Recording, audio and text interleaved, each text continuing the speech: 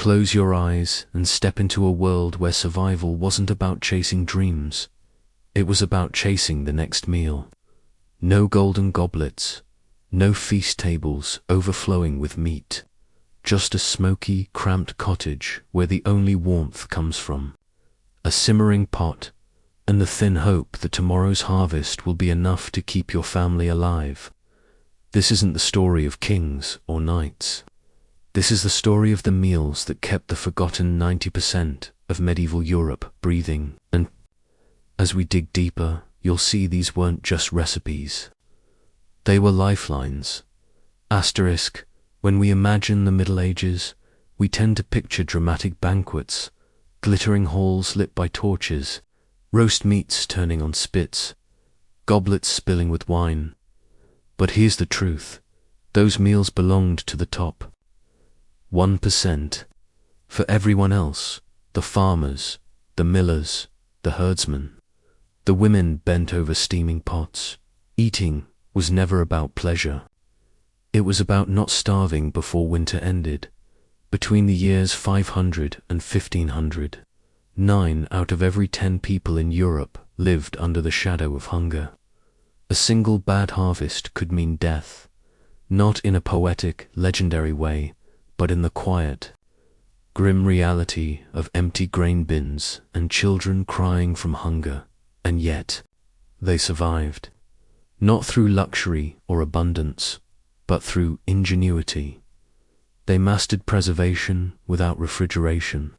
They learned to turn scraps, weeds, and hard grains into filling, nourishing staples. They knew every edible plant in the woods, every trick to stretch flour just one more week. Picture a small medieval village. It's early morning, mist clings to the thatched rooftops, and inside one dark cottage, a cauldron hangs over a low fire. The air smells of smoke, boiled. Grain and something green, nettles, may be gathered from the edge of the field. This pot isn't just dinner. It's breakfast, lunch, and tomorrow's meal too. And as you'll see, every bite tells a story of land, of hardship, of community. So let's step closer, past the door, and see the first and most sacred. Food in a medieval peasant's life, asterisk. If there was one food that defined medieval survival, it was bread. Not the soft, white supermarket loaves we know today, but dark, dense, chewy slabs of sustenance that could keep a working man on his feet from sunrise to sundown. For the peasants, the 90% who tilled the land, bread wasn't just part of the meal, it was the meal. Historical records tell us that it made up as much as 70 to 80% of their daily calories. In fact, a strong laborer might eat 2 to 3 pounds of it in a single day, enough to shock our modern appetites. But essential for bodies burning energy in the fields from dawn until dusk, bread was so central to life that wages were sometimes measured in loaves. In some towns, the price of bread was controlled by law because a spike in its cost could spark riots. This was more than food. It was social stability, survival, and power, all baked into a single loaf, bread of the people. These, bread of the privileged, medieval bread, came in many forms, but not all bread was equal.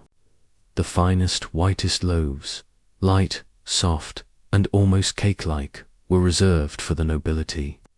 Merchants and craftsmen might afford a medium-quality bread, but peasants, they lived on what was called pain bis, or black bread, a heavy loaf made from rye or a mix of rye and wheat, known as maslin. Its flour was coarsely ground, flecked with tiny bits of stone from the millstones. Every bite might wear down your teeth, but it also gave you more nutrients and fiber than today's over-processed grains. And when wheat or rye ran short, peasants bulked out the dough with barley, oats, beans, even acorns or powdered bark in times of famine. Imagine that breaking bread that tasted faintly of forest, not because it was artisanal, but because it was all you had. The ritual of baking was hard work and often a communal affair. Many villages had a single oven owned by the lord where each household brought their dough to bake. You'd pay a small fee, called a banality, for the privilege. Archaeologists have uncovered these great stone ovens in abandoned villages. Their blackened interiors a reminder of the hundreds of loaves they once held. In some places, peasants built their own small clay or stone ovens beside their cottages. Bread was usually leavened with sourdough starter, a living culture passed from one batch to the next. This not only made the bread rise, but unlocked minerals in the grain, turning a humble loaf into something surprisingly nutritious. The crust was thick, built to last, protecting the soft interior for days. A single loaf might be baked on Sunday and eaten all week, growing harder each day until it was dunked in soup or pottage just to soften it. Bread in hard times in good years. Peasant bread was plain but filling. In bad years, it became something else entirely. Chroniclers from the famine of 1315 to 1317 describe bread made from tree bark, ground acorns, and even dried clay. While some accounts may be exaggerated, archaeological evidence confirms that in desperate times, bread became a canvas for anything remotely edible. It wasn't gourmet. It wasn't even pleasant, but it was survival. And yet, there was something sacred about bread. It appeared in prayers. Give us this day our daily bread wasn't metaphorical. It was a plea born of real fear. Sharing bread sealed friendships, forged alliances, and marked the rhythms of life in a way no other food could dot. Because in the medieval world, to break bread together was not just to eat. It was to live another day. Asterisk, if bread was the backbone of the medieval diet, pottage was its beating heart. It wasn't just food, it was life simmering in a single pot. A thick, bubbling stew of grains, vegetables, herbs, and whatever scraps could be spared. Endlessly topped up, rarely emptied. For the poor, pottage was breakfast, lunch, and dinner, sometimes for days in a row. And in that one humble cauldron hung over the fire, centuries of survival wisdom were boiled down into every ladleful. The endless pot picture a dim medieval cottage. A heavy iron cauldron hangs above glowing embers, the air filled with the scent of onions, herbs, and boiled grain. Every so often, someone stirs it, adding a pinch of salt, a handful of chopped greens, or the remains of yesterday's bread. The pot never truly empties. Each day's portion leaves behind a base for tomorrow's meal, creating a continuous, evolving stew. This perpetual pot wasn't just convenient, it was fuel efficient, a lifesaver when firewood was scarce or costly. Some pots reportedly stayed simmering for weeks, absorbing the flavors of everything that ever went into them. Asterisk seasons in a spoon, what went into pottage depended entirely on the season. Spring might bring young nettles, sorrel, and foraged greens. Summer meant fresh herbs and garden vegetables, cabbage, leeks, onions, carrots. Autumn was rich with root vegetables and dried beans. Winter relied on stored grains, dried peas, and anything preserved from better months. If a bit of meat found its way in, maybe from a slaughtered chicken or a feast day gift, it was celebrated. But most days, the only richness came from herbs and the slow melding of flavors. The poor man's feast, the simplest pottage, might be nothing more than oats or barley, boiled in water until thickened, something medieval writers called gruel. The wealthier the household, the more additions: milk instead of water, onions, peas, maybe a chunk of bacon fat melting into the broth. Even the humblest bowls offered comfort, warm, filling, and easily digested. Pottage was survival food at its most practical and its most democratic. Rich or poor, noble or peasant, some version of pottage was eaten by all. And here's the thing, in a world where food scarcity was always lurking, pottage was more than a meal. It was a safety net, a way to stretch resources, to make a handful of grain feed an entire family, to keep hunger at bay through long winters. Because in the Middle Ages, you didn't need a feast. To survive, you just needed a pot that never stopped boiling. When wheat failed, survival didn't end, it simply changed shape. For medieval peasants, there were other grains waiting in the wings, humbler but just as vital.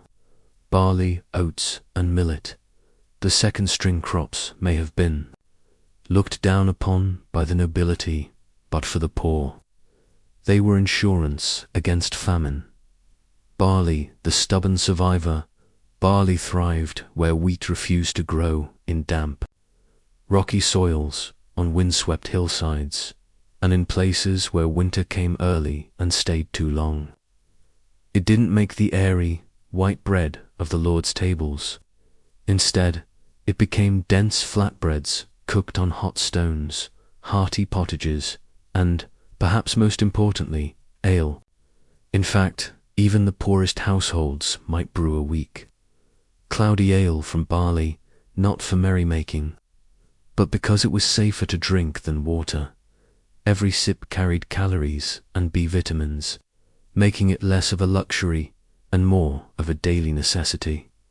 Oats, the fuel of the north in the cold, wet climates of Scotland, Ireland, and Scandinavia, oats were king. Too fragile for bread making, they became porridge, oatcakes, and travel food for workers in the fields. Archaeologists have found remnants of baking stones in peasant homes, flat slabs, placed over the fire where oatcakes sizzled and hardened into portable meals that could last for days. Simple, yes, but for those who ate them day after day, oats were more than a grain. They were energy you could carry in your pocket. Millet, the quick rescuer millet, was the unsung hero in parts of Central and Eastern Europe. Fast to grow, tolerant of poor soil, and ready in as little as 2 months, it could be sown late to replace a failed crop. Its small, yellow grains became porridge, flatbreads, or even fermented drinks. The upper classes saw millet as inferior, a food for the desperate, but peasants knew its worth. It was the crop you planted when hope was running out, and the harvest that could stop a village from slipping into famine in a medieval kitchen. These lesser grains were often blended together, stretching the supply of more expensive wheat. They were the safety net of the peasant diet, humble, adaptable, and, in the end, far more nutritious than the refined white bread of the rich, because when survival was on the line, you didn't care if your bread looked noble. You cared if it kept you alive. Asterisk in the dead of winter, when the fields lay frozen and the sun barely rose, survival often depended on what was hidden beneath the earth. Root vegetables, humble, unglamorous, but dependable, were the quiet heroes of the medieval table, roots that waited in the dark turnips. Carrots and parsnips weren't prized for their beauty, but for their patience. They could be pulled from the ground long after other crops had vanished, or stored for months in cellars, pits, or mounds covered with straw and soil. Turnips, especially, were the peasants' fallback. They grew quickly, even after the main harvest, giving families a second chance at fresh food before winter truly bit. Carrots came in purple, yellow, or white. Their orange cousins wouldn't exist for centuries. Parsnips, sweetened by frost, offered a rare hint of luxury when The snow was deep. In a bad year, these roots weren't just food. They were the difference between making it to spring or not. Leafy allies through the seasons of root vegetables anchored the cold months. Leafy greens like cabbage and kale carried peasants through. The rest of the year, medieval cabbages weren't tight-headed like ours today. They were loose, leafy, and endlessly harvestable. A single plant could keep giving for months. Leaf after leaf boiled into pottage or eaten fresh. Kale, with its iron will against frost, could even survive under a light blanket of snow, a rare splash of green in the grey of winter simple. Yet life-saving, the medieval garden, nothing was wasted. Onion tops flavoured soups, beet greens, filled pies, and hardy herbs like parsley or sage lifted the taste of otherwise bland stews.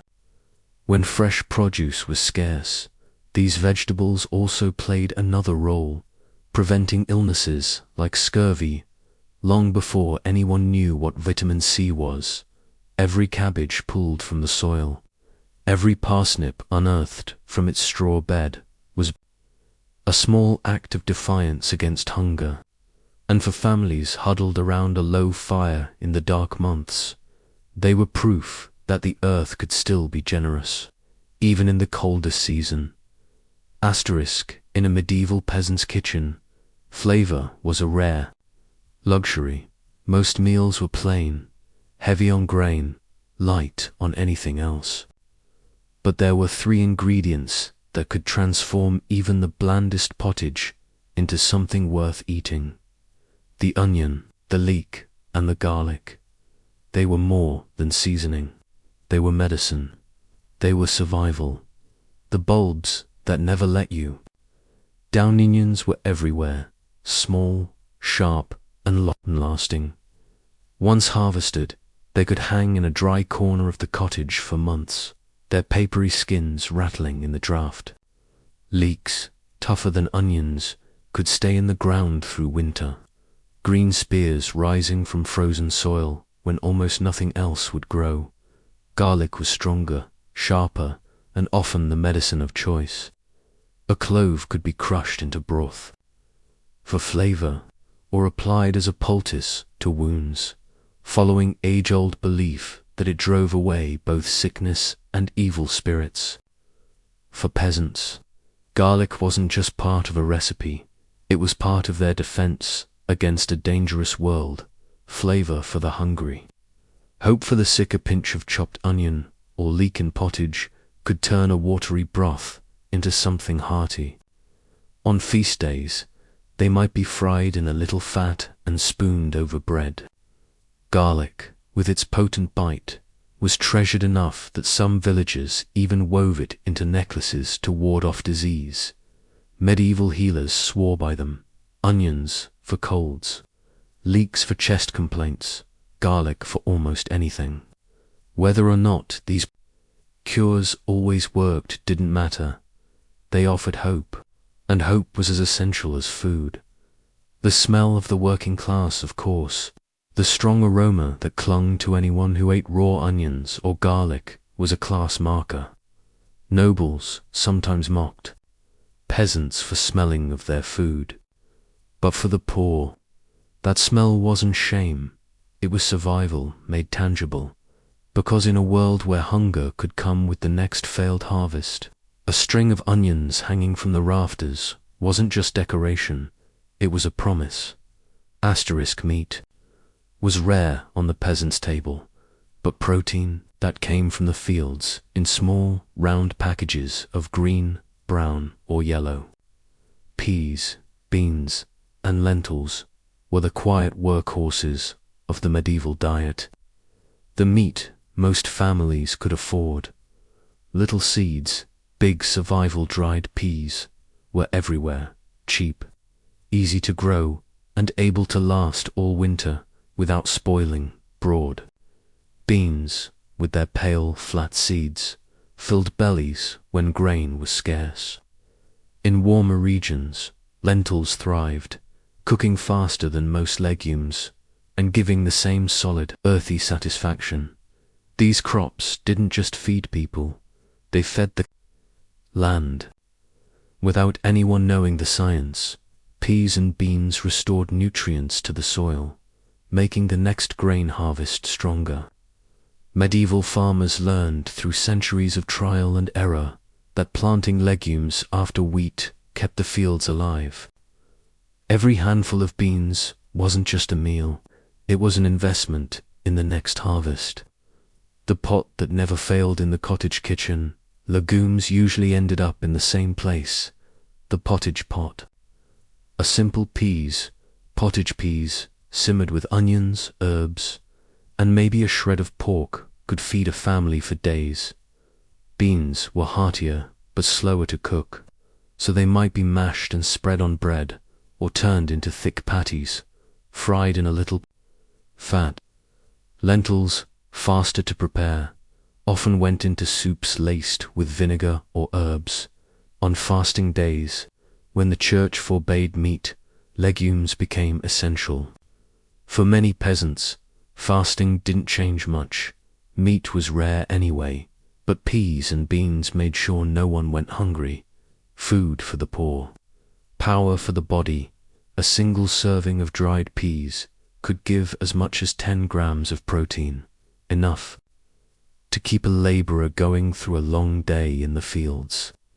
They also carried fiber, minerals, and the kind of slow energy that bread alone couldn't provide.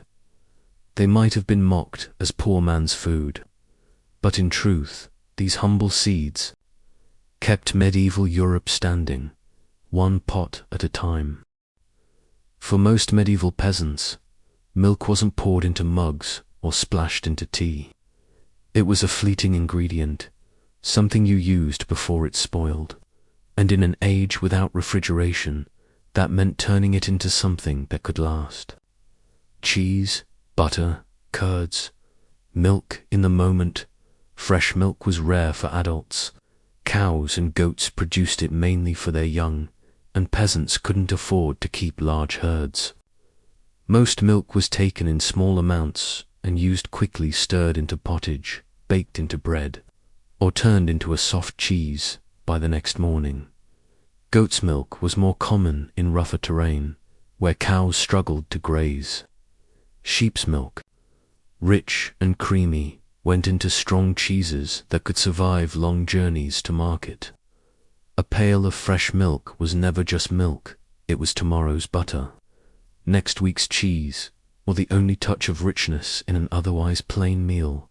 The craft of cheese-making cheese was the medieval refrigerator. By curdling milk with rennet or acidic herbs, draining it and pressing it, families could preserve nutrition for months. Soft, fresh cheeses might be eaten within days, while hard cheeses could last through winter. Some villages had their own signature cheeses, shaped by local herbs, grazing land, and tradition. Others made simple white cheese, little more than salted curds, to crumble over bread or mix into pies. Cheese was also a practical trade item. A wheel of Welsh cheese could be sold, bartered, or gifted in times of need. Butter. The golden fat butter was less common than cheese, but when it appeared, it was treasured. Made by churning cream skimmed from milk, it was a rich, calorie-dense food perfect for spreading on bread or melting into porridge. In cooler northern regions, butter kept well and became a staple. In warmer climates, it spoiled quickly, so olive oil often replaced it in cooking.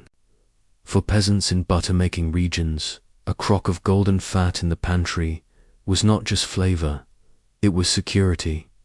In a world where meat was scarce and hunger always close, dairy products filled a crucial gap. They added richness to diets, preserved precious calories, and turned short-lived milk into something that could carry a family through the lean months. Because, in the Middle Ages, survival wasn't about having plenty. It was about making the little you had. Last asterisk in the medieval world, rivers, lakes, and coasts weren't just scenery, they were lifelines. For peasants living under the church's rules, meat was off the table for nearly half the year. On those fasting days, fish became more than a choice. It became the law of the plate. Faith and the fishing net, the medieval church's calendar was filled with restrictions. Lent, Advent, Fridays, saints' feast days, all demanded the faithful abstain from meat. But fish was fair game. This meant that fishing rights were as valuable as farmland, and those who controlled them, often the local lord or monastery, could command both power and profit. For peasants with access to a stream or pond, fish was a blessing. For those without, it was a costly luxury, bought, salted, smoked, or dried at market. Fresh catches and preserved treasures in coastal regions, herring, cod, and mackerel fed entire communities. Inland, rivers yielded eels, pike, and perch. Fresh fish was boiled, roasted, or stewed with herbs when possible. But preservation was key. Salted fish, stacked in barrels, could last for months and travel hundreds of miles. Smoked fish hung from cottage rafters, absorbing the scent of the hearth. Dried fish, though tough and chewy, was dependable when nothing else remained. A single barrel of salted herring could feed a family through weeks of meatless days. More than a meal, fish also carried symbolism. For Christians, it was a sacred sign, a food linked to the apostles, to miracles, to faith itself. Eating fish wasn't just about obeying the church's rules. It was about partaking in a tradition older than memory. For peasants, it was also about survival. A well-timed catch could turn a plain fasting meal into something hearty and sustaining. And in a world where scarcity was never far away, every net cast into the water carried a little prayer, because when the river gave, it wasn't just feeding the body. It was keeping the faith alive.